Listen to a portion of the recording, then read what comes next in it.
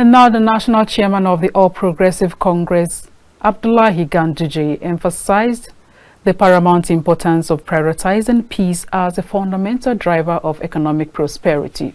Ganduje made the call at the public presentation of the book titled Philosophy of War and Peace Under Islamic Law, authored by Dr. Nuruddin D. Here is the rest of the story. In a world grappling with conflict and unrest, particularly Nigeria, where such issues hinder national growth and development, stakeholders have advocated for various approaches to foster peace within society. At the public presentation of the book, Philosophy of War and Peace Under Islamic Law, authored by Dr. Nuruddin D. in Abuja, the national chairman of the All Progressive Congress, Dr. Abdullahi Ganduje, represented by Adams Akot, underscored the book's significance in exploring concepts of war and peace to maintain societal harmony. Without peace, there can be no economy. And speaking from his own background as a politician, the chairman of a ruling party, we are concerned to a situation where peace prevails. Particularly in this concept, where we're looking at it from the Islamic law. We are really interested in what is contained in this book. In his review of the book, Professor Ali Ahmed commended its accessible approach, providing insight into Islamic teachings on war and peace building. He stressed the need for a comprehensive understanding of terms like jihad and advocated for a humane approach to conflict resolution rooted in Islamic principles. It's unique because it considers peace as a comprehensive one. An individual must be at peace with God the best way he can. Then he can achieve peace with his fellow individuals. Only then can one aspire to have societal peace, national peace, and then international peace and tranquility. It is this notion of peace that the book desires to put up for discussion among scholars of international law of war and peace.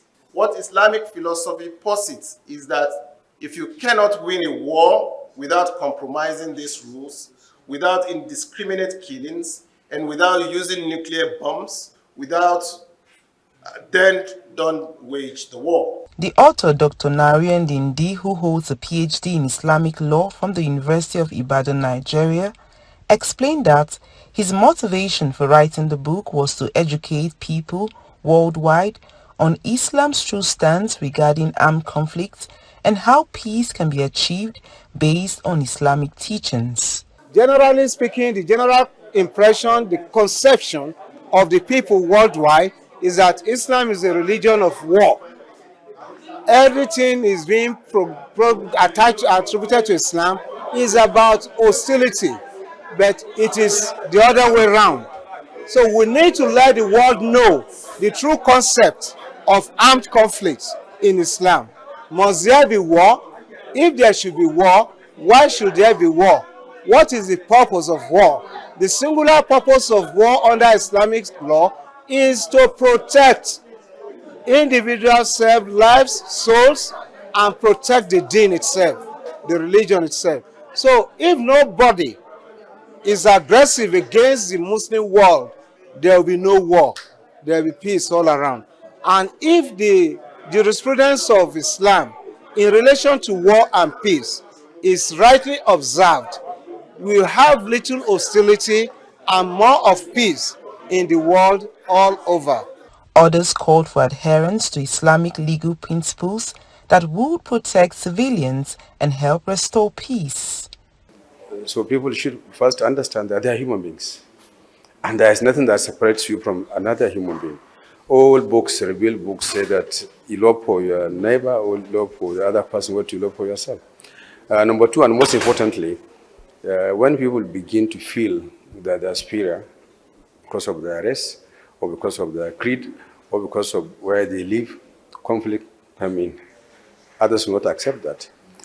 The 240-page book, published by Abuja University Press, delves into 7 chapters, providing insight into the historic context and diverse perspective on war and peace.